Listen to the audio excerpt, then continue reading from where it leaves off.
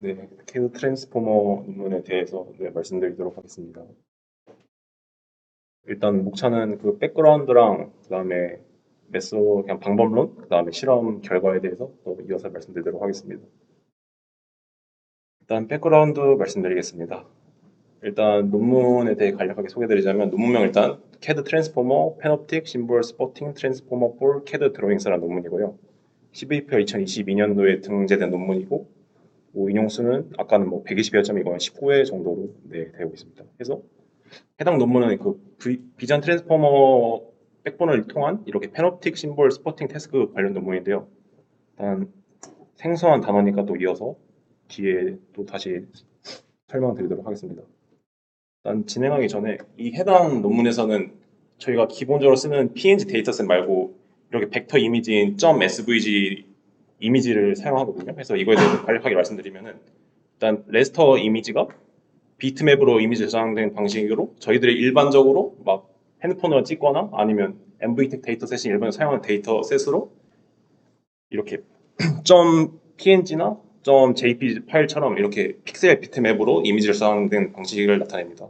그 다음 현재 논문에서 사용할 데이터셋은 이렇게 벡터 이미지인데요. 이 해당 벡터 이미지는 이미지 데이터를 픽셀이 아닌 함수의 형태로 선이나 도형으로 저장하는 방식으로 사용돼서 이렇게 이미지가 깨지지 않는다는 장점이 있습니다. 대신 단점이 이렇게 이미지가 되게 복잡할수록 함수로 표현하는 게 많으니까 처리 시간이 증가하는 단점이 있고 또 이게 이래서 보통 동안이나 로고 같은 약간 되게 단순한 이미지를 저장에 사용되는데 CAD 이미지 같은 경우에도 이게 이미지가 깨지면 안 되니까 이런 벡터 이미지를 사용한다는 점이 있습니다. 그래서 이 논문이 CAD 트랜스포머니까 이런 CAD 이미지를 사용하겠죠. 네, 넘어가도록 하겠습니다. 네, 그 다음 CAD 이미지에 대해서 이렇게 그래피컬 프리미티브랑 그다음에 그래피컬 엔티티라는 또 이런 용어들이 있는데 일단 어디 보자. 그래피컬 프리미티브 같은 경우는 CAD 도면을 구성 요소를 이루는 개별적인 그래픽 원소인데 뭐 아크, 원, 폴리라인, 라인, 텍스트 등이 있는데 결국 이것들이 모여가지고 이렇게 그래픽 엔티티라는 것을 형성하게 됩니다. 그래픽 엔티티는 이렇게 CAD 도면에서 의미 있는 구조 및 객체를 나타내는데요. 이렇게 해당 CAD 이미지를 예시를 들었는데 이게 화장실 아마 CAD 이미지일 겁니다. 그래서 이렇게 토일렛 같은 것들이나 이렇게 도어 같은 것들이 이렇게 그래픽 엔티티를 나타낸다 해서 그래픽 프리미티브가 이렇게 그래픽 엔티티를 구성한다고 일단 이해하고 넘어가시면 되겠습니다. 그 다음 이 해당 논문을 다루는 게 페노틱 심볼 스포팅이잖아요. 이 해서 페노틱 심볼 스포팅에 대해서 말씀드리자면 전체 이미지 내에서 특정 심볼을 특별하고 분류한 작업을 나타내는데 예를 들어 CAD 도면 내 구성 성분의 세그멘테이션 작업이 이를 나타냅니다. 이 해당 예시로 이렇게 인풋 그냥 검은색으로 딱히 세그멘테이션이 이루어지지 않는 이런 CAD 이미지를 집어 넣으면 이렇게 페널티 심벌 스프팅을 거치면 이렇게 네 이렇게 세그멘테이션이 나타나는 것을 볼 수 있습니다. 그래서 해당 논문은 이러한 인풋 이미지를 다음과 같이 세그멘테이션 한다고 이해하시면 될 것 같습니다. 그래서 뭐 이러한 작업들은 이렇게 아키텍처, 엔지니어링, 컨스트럭션에서 건설, 공학, 건축에서 되게 각광받는 작업이니까 알고 계시면 나중에 취업할 때 도움되지 않을까 싶습니다.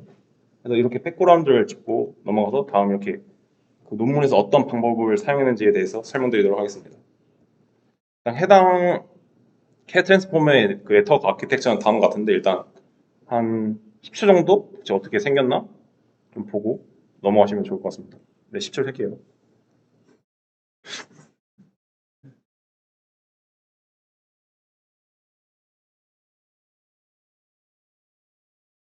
네, 10초 지났는데 이제 이 다음 아키텍처에 대해 각각 무엇가 무엇을 나타내는지에 대해 또 설명드리도록 하겠습니다.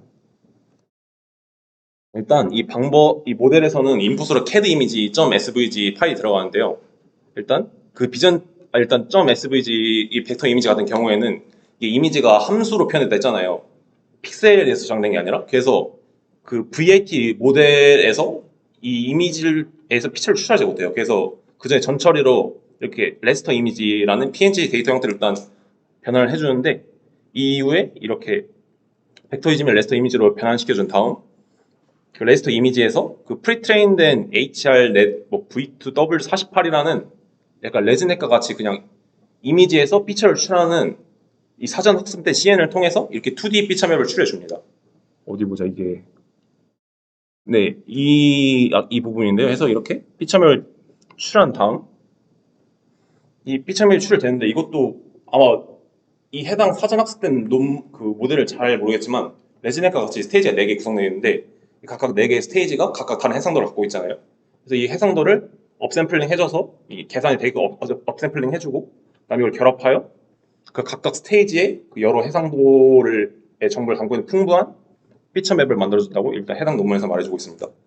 그 다음 이렇게 벡터 이미지에서 레서 이미지 바꾼 다음에 이미지 그 피처 맵을 출했잖아요. 근데 여기서는 그 벡터 이미지가 갖고 있었던 그 도형 정보 같은 게 들어있지 않아요. 그래서 그걸 넣어주기 위해서 기존에 또 그 벡터 이미지에서 그래픽 프리미티브를 따로 이렇게 분해해 줍니다.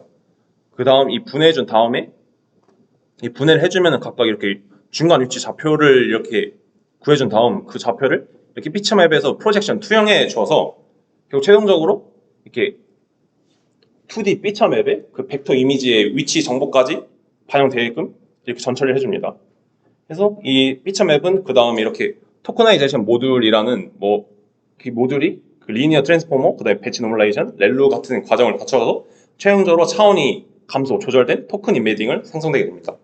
그래서 이걸 가지고 결국 또 예전에 VAT 스터디 했던 것처럼 비전 트랜스포머 백본에 적용하게 된다고 이해하시면 될 것 같습니다.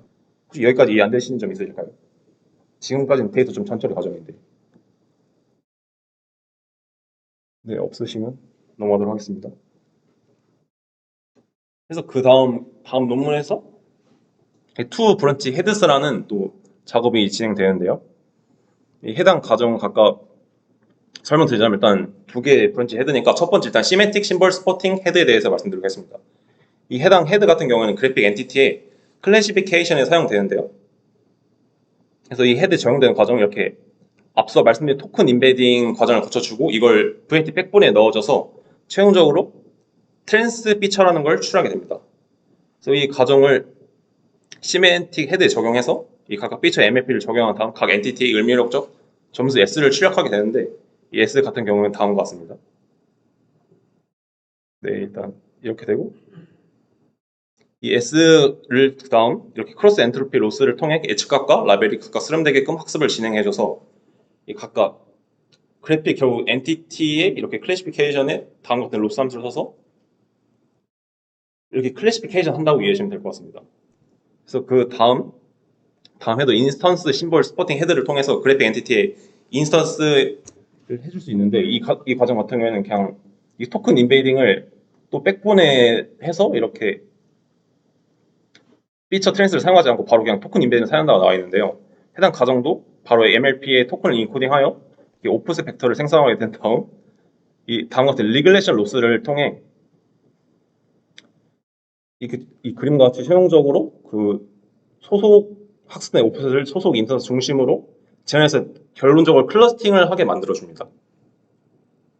네, 그래서 과정은 다음과 같은데 이 두 과정을 통해서 각각 그 그래픽 엔티티의 클래시피케이션 및 인스턴스를 해서 이렇게 심볼 스포팅 파운티 심볼 스포팅 과정을 이렇게 학습해 준다고 이해하시면 될 것 같습니다. 여기까지 이해 안 되신 점 있으실까요? 그러니까 일본이 네네. 아까 전처리한 토큰을 VRT에서 피처 뽑고 피처들의 MLP 수정해서 점수를 뽑아내고 이번이 이번 인스턴스 과정을 거쳐서 이렇게 클러스팅을 하는 로스라고 이해하시면 될 것 같습니다. 각 엔티티들의 클러스터를 만들어내는 거고. 네, 엔티티 클러스터를 만들어서 그 유사한 것들 유사하게 묶어가지고 네. 그 프리미티브가 큰 거예요. 프리미티가 그 벡터 이미지에 대해 작은 거예요. 약간 선 같은 거. 근데 그것들을 여러 개 묶여가지고 이렇게 엔티티를 구성하는 게 이해하시면 될 것 같습니다. 프리미티브를 모아서 엔티티를 만드는 과정이 이번이에요. 아니요, 이거는 그냥 인스턴스 과정이에요. 그냥 만들어서 엔티티를 인스턴스하는 거. 근데 이미 그냥 결론적으로 제가 프리미티브랑 엔티티라고 설명드렸는데 그냥 엔티티만 이해하시면 될 것 같습니다. 엔티티만 여기 구성되어 있다. 그래서 그리고 캐드 이미지 도면 같은 경우에는 뒤에 있나? 그 앞서 같은 경우에는 이렇게 결론적으로 이게 집을 구성하는 도면인데 이렇게 침대나 문 같은 거를 세그멘테이션 하는 작업이 페노틱 심벌 스포팅 작업이니까 엔티티만 알고 넘어가시면 될 것 같습니다. 너무 프리미티까지는 생각 안 하시고. 그래서 이렇게 투 브런치 헤드를 통해서 학습을 진행해 주게 됩니다. 다음으로 그 다음 해당 논문에서는 기존의 그냥 비전 트랜스포머 백본을 사용하지 않고 약간 좀 변형된 비전 트랜스포머 백본을 사용했는데요. 해당 과정에서 난 글로벌 어텐션 말고 로컬 어텐션이라는 방법을 사용했다고 알고 이해하시면 조금 더 이해하시는 게 도움이 될 겁니다. 그래서 해당 과정은 셀프 어텐션 with 네이버 어웨어니스라는 약간 복잡할 수도 있는 말인데 결론적으로 전체 그 한 도면 내 전체를 어텐션 하는 게 아니라 근처에 있는 이웃들만 어텐션 한다고 이해하시면 될 것 같습니다. 이게 과정이 왜 이렇게 되냐면요. 이거 원래 메모 보고 했어야지 좀 되는데 이 어텐션 식이 이렇게 Q 쿼리 키 밸류가 소프트웨어를 통해서 이렇게 되는데 이걸 아마 컴퓨터 공학이시거나 그러시면 알게 될 텐데 이 시간 복잡성이 이게 n이니까 5n 제곱이 돼요. 5n 제곱 같은 경우는 되게 연산량 시간이 되게 너무 크거든요. 그래서 이걸 개선하기 위해서 이 전체를 어텐션 하지 말고 근처에 이렇게 두 번, 2번 과정처럼 그 가까운 K의 이유에서만 어텐션을 적용해서 되게 어텐션 과정을 좀 더 줄이자라는 개념을 도입했습니다. 그래서 이 유클리드 거리 같이 이렇게 뭐 고등학교 시간에 벡터 시간에 배웠던 것처럼 그 각각 그래픽 엔티티에서 가까운 점을 이렇게 유클리드 거리를 계산하고 이 가까운 이유에서만 이렇게 어텐션을 진행한다고 이해하시면 될 것 같습니다. 이거는 성능보다는 약간 연산량 줄이기. 네, 연산량 감소를 진행했고 또 후수를 할 텐데 이게 결국 이 그림과 같이 스테이지가 비전 트랜스포머 스테이지가 있는데 스테이지마다 그러니까 이의 지수배 이렇게 이웃의 개수가 증가하게 설계했거든요. 그래서 약간 이거 같은 경우는 이렇게 이웃수를 고정시키지 않고 점점 스테이지마다 증가하게 한 이유는 이렇게 약간의 글로벌 어텐션 과정을 섞어주면서 연산량도 줄어들고 또 글로벌 어텐션에 그 여러 이미지 내 엔티티의 정보를 좀 관계들을 반영하고자 이런 방법을 도입했습니다. 말이 좀 두리뭉실했는데 이해 안 되시는 분 있으실까요? 없으시면 말씀해 주시면 감사하겠습니다. 그 다음에 또 방법은 이렇게 멀티 레졸루션 피처 퓨전을 사용했는데 이거 같은 경우에도 그 비전 트랜스포머의 다른 스테이지마다 다른 스케일을 가지는 피처맵이 나오잖아요. 그래서 이거 피처맵을 또 융합하여 좀 더 로컬 및 글로벌 정보를 모두 반영하고 해서 이를 통해서 밀집 예측 작업에서 효과적이라는 것 있기 때문에 이러한 방법을 또 도입을 하였고 그 다음 네 번째로 그래픽 엔티티 포지션 인코딩을 통해서 되게 그냥 간단한데 기존 어텐션 식이 이건데 이렇게까지 그냥 뒤에 바이어스를 추가해줘서 학습 가능한 이렇게 바이어스를 도입해줘서 각 토큰 간 관계를 더 정확하게 모델링 하는 방법을 또 추가해 주었습니다. 네, 그냥 바이어스 하나 추가하면 네, 땡입니다. 그래서 여기서 이해 안 되시는 분 있으실까요?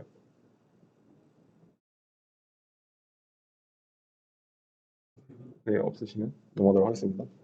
그래서 이런 방법을 사용하고 그다음에 또 마지막으로 이렇게 랜덤 레이어 데이터 어규먼트라는 이렇게 데이터 증강 방법을 사용하는데요. 그 비전 트랜스포머 알다시피 데이터셋이 많아야지 성능이 잘 나온다는 게 기본 전제잖아요. 그래서 이것 때문에 데이터 증강이 요구되는데 여기서 사용한 데이터 증강 방법은 이렇게 오리지널 드로잉이 있을 때 각각의 그 띵, 스터프, 백그라운드라는 세 가지 레이어로 분류를 했는데 이게 띵, 스터프, 백그라운드가 띵이 그 셀 수 있는 이런 엔티티 그래픽 객체를 말하고 스터퍼 같은 경우에는 벽같이 셀 수 없는 데이터 객체를 말하고 백그라운드 경우에는 그 띵과 스터프 제외한 나머지 그래픽 엔티티를 말해줍니다. 그래서 이 각각 이 객체의 확률을 부여해가지고 이게 각각 예를 들어 싱의 확률이 0.5면은 이 객체의 그 띵 오브젝트의 약간 절반만 이렇게 나오게끔 해서 이미지를 이렇게 증강시켜주는 방법이라고 이해하시면 될 것 같습니다. 원래 메모 보고 있어야 되는데 죄송합니다. 그래서 다음과 같이 각각의 이렇게 오브젝트마다 확률을 구해서 오브젝트 개수를 기존 이미지와 반영을 해서 이렇게 여러 데이터를 증강했다고 이해하시면 될 것 같습니다. 그래서 이런 데이터 증강 방법을 사용했다. 이해 안 되신 점 있으실까요? 넘어가서 드디어 이제 실험 결과에 대해 말씀드리도록 하겠습니다. 실험 지표로는 이렇게 RQ 일단 SQ, PQ라는 방법을 그 지표를 사용했는데요. RQ 같은 경우에는 심볼 매칭 능력을 평가하는 F1 스코어라고 이해해 주시면 되겠고, SQ 같은 경우에는 매칭된 심볼의 평균 IOU라고 이해해 주시면 되겠고, 이 PQ 같은 경우는 결국 최종적으로 이렇게 파노틱 퀄리티 약자인데 RQ 곱하기 SQ로 나타내 주었습니다. 결과적으로 그냥 PQ, RQ, SQ가 값이 0.5에서 1의 값이 나오게 되는데 1에 가까울수록 성능이 좋다고 이해하시면 되겠습니다. 그래서 이런 평가 지표를 사용한다 하고 일단 넘어가도록 하겠습니다. 그래서 모델의 성능 비교인데 이게 그 펜옵틱 심볼 스포팅 관련 논문이 되게 없어요. 그래서 이게 펜 캐드덱 같은 경우가 되게 예전에 구글에서 만든 논문인데 코드가 없더라고요. 캐드 트랜스포머는 잘 있습니다. 그래서 이렇게 옛날 구시대 방법과 이 캐드 트랜스포머, 그 다음에 캐드 트랜스포머 플러스 R 같은 경우는 데이터 증강을 사용한 건데 결론적으로 이렇게 캐드 트랜스포머에다가 데이터 증강을 사용해서 학습한 방법이 가장 성능이 잘 나왔습니다. 하지만 이렇게 uncommutable stuff 클래스 같이 이렇게 벽과 같이 셀 수 없는 객체에 대한 성능 지표에서는 옛날 방법론이 좀 더 잘 나왔지만 뭐 투설적으로는 이 해당 K 트랜스포머에다가 데이터 증강 방식을 적용한 게 가장 잘 나왔다고 되어 있고요.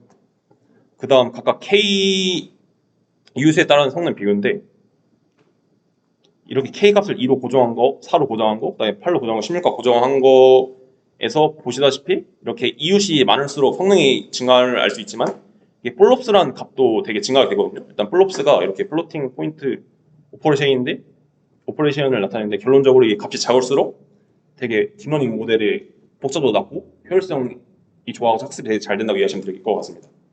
그래서 해당 논문 같은 경우는 이렇게 스테이지마다 K가 상승하게끔 설계를 해서 약간 되게 이렇게 PQ, SQ, RQ 같이 성능이 잘 나오는 것과 그 다음에 모델의 복잡도에 대한 밸런스를 잘 맞춘 논문이라고 이해하시면 될 것 같습니다. 네, 이게 K에 따른 성능 비교였고요. 최종적으로 이 플로어 플랜 캐드 데이터셋에 대한 이 각각 캐드 트랜스포머와 그 예전에 방법론이었던 펜 캐드 넷에 대한 이렇게 실험 결과의 비교 사진인데요. 해당 인풋 데이터를 넣었을 때 각각 캐드 트랜스포머, 펜 캐드 넷이 이렇게 둘 다 약간 그라운드 트루스랑 비교해서 되게 유사하게 출력해내지만 이렇게 기존 방법보단 이렇게 캐드 트랜스포머가 좀 더 GT와 유사하게 심볼 스포팅을 수행함을 볼 수 있습니다. 논문 얘기는 여기까지고요. 혹시 앞서 말씀드린 것 중에 이해 안 되시는 점 있으시면 질문해 주시면 감사드리겠습니다.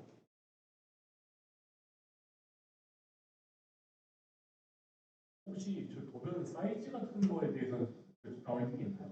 사이즈를 제가 봤는데 980 픽셀 곱하기 980이요. 저보다 고정인 거거든요. 네네네. 그 벡터 이미지가 픽셀 크기가 별 의미가 없고 다 대부분 좀 왔다 갔다 하는 게 있던데 혹시 데이터 셋은 통일돼 보이는 게 있긴 한데요. 인가스 오는 1번이랑 2번이랑 차이가 많이 나긴 한데 결론적으로는 그냥 다 건설 도면 데이터셋에 대한 게 이렇게 플로어 플랜 캐드 데이터셋이 도면 데이터셋이 들로만 구성되어 있더라고요.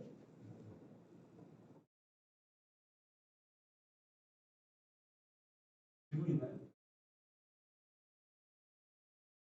네, 없으시면 발표 들어서 감사했습니다.